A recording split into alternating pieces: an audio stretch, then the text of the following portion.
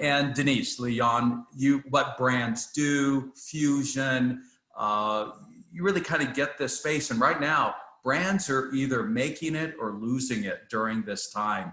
I know there's two significant brands that we've had long-standing relationships with, that those relationships are going to end as a result of how they've responded in this particular crisis. So, Denise, what do great brands need to be doing over the next few weeks? Okay, well, thanks, Vern. I have a lot to share, so I'm going to jump right in. I'm actually going to share with you 3 opportunities to use and build your brand in these challenging times.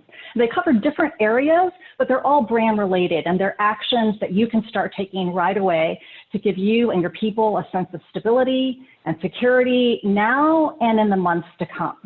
So the first brand opportunity is to use your brand to engage and motivate your employees.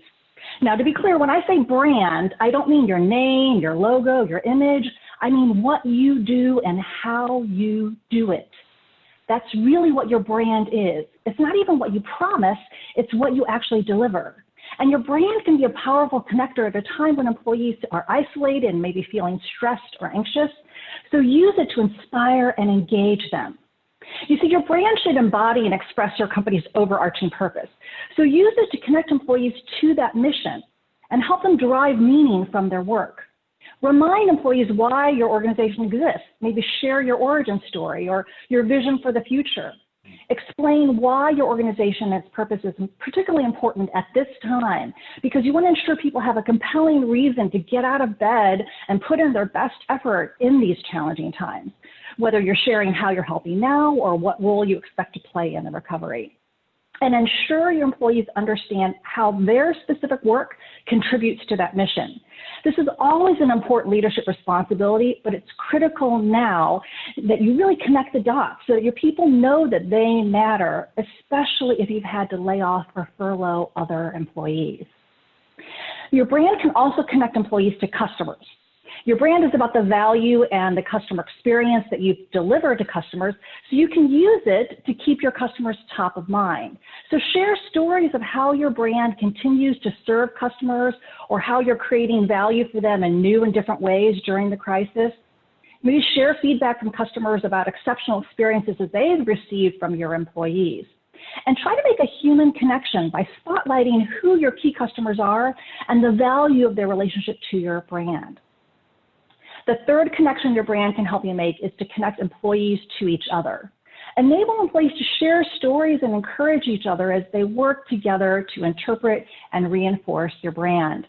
Remind them of great moments in the past when they came together to overcome challenges, or maybe how employees are currently working together to continue to build your brand. And enable people to recognize their coworkers who are demonstrating your core values in extraordinary ways in these extraordinary times. So to create these connections, you can use technology platforms to build virtual employee communities in lieu of physical gathering places. One mid-sized retailer is using a platform called Nudge Rewards to keep its employees connected and aligned to the organization's purpose, values, and culture. Even those that they've had to furlough or lay off are actually engaging and opting in to participate on the platform. And so those who do regularly receive messages from the company's leaders. They can participate in discussion forums with those leaders as well as other employees. And in just a couple of weeks that the company has been doing this, it's seen 1,500 staffers participate, and they've shared over 320 of their own ideas. So use your brand to connect, to remind employees of why they're doing what they're doing, who they're doing it for, and who they're doing it with. So that's the first brand opportunity you have today. The next brand opportunity is to double down on your core customers. Now, if you've lost a lot of business and maybe having to do some belt tightening, you might be tempted to try to offer as many things to as many customers as possible so as to not risk losing any potential source of income. But you must actually do the exact opposite. Now is the time to allocate and spend your resources judiciously. You need to focus your efforts on deepening relationships with your most profitable customers and those who are likely to stay most loyal to you despite business interruptions and kind of general uncertainty.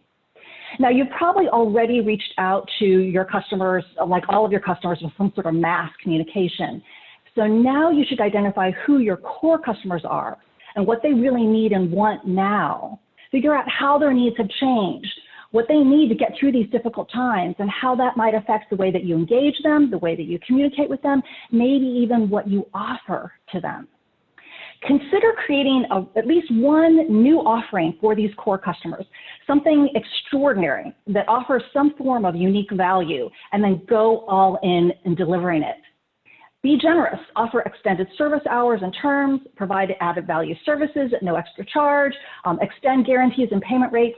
Now is the time to do more for these key customers than anyone else does, more than what you've done in the past, and even more than what they're expecting. Now, of course, you can't do this for everyone without adding further strain on your economics. So the key is to focus on which customers are most important to your future and let everyone else get in line behind them. Now, the final brand opportunity in this crisis is to increase the perceived value of your brand by increasing your differentiation. For all intents and purposes, we are in a recession now, and even after businesses reopen, it will take a while for the economy to rebound. And in recessions, people become more price sensitive. So you should get out in front of that and try to offset the price comparisons customers are going to make between you and your competitors. You don't want to have to resort to price decreases or promotions to keep your customers. So communicate your brand differentiation clearly and as much as possible. And if you can, increase your differentiation through new features, new offerings, even new visuals and packaging can help your brand stand out.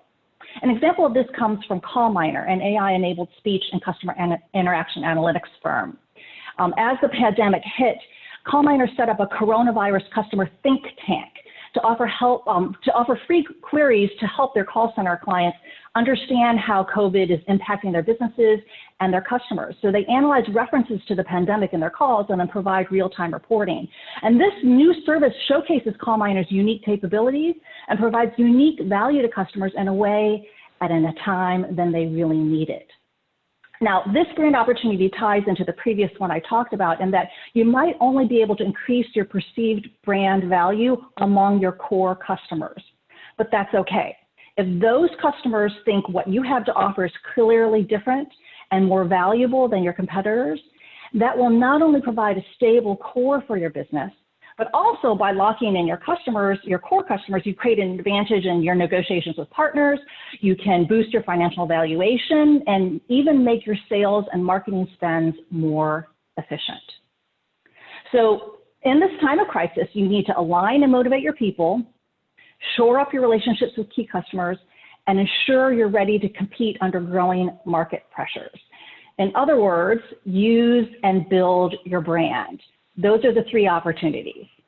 Denise, thank you so much. And, one of the things that your work reminded me of, we like to think that our brand, you said it's not what you promise, it's what you deliver, which is that no fluff, let's get to the point. We're not going to, use a lot of words in our emails and our messaging and all of that. But you know what? I realized I wasn't doing that with my own team. I'm sending out these daily kind of updates. And I want to go back and look at them. I think I've probably been too wordy. We're sending out shorter, more concise, priority kind of messages that we like to think are helpful to our marketplace. And I think that's your point. Your customer experience and your employee experience really have to be matched up right now at a time like this. Yeah, absolutely. And speaking of communication to your customers, I'm assuming that you're doing regular communication to your employees and those who are part of your organization, because they need to hear from you. And I love getting your messages because I find them to be very hard-hitting and just to the point. So you're doing a good job from where I stand. I want your employees to feel that same way, that they're getting what's in your head, what's in your heart, like right away, regular, consistent communication. It really makes a difference that they can then turn around and offer that to your customers. Yeah, and with our coaching partners as well, I have to realize that they're really our multiplier effect out there. And I need to make sure that they're experiencing our brand the same way that I want our customers and our other teammates to. So Denise, it's always such an insight to spend time with you. Thank you so much. Great, thank you. Bye-bye.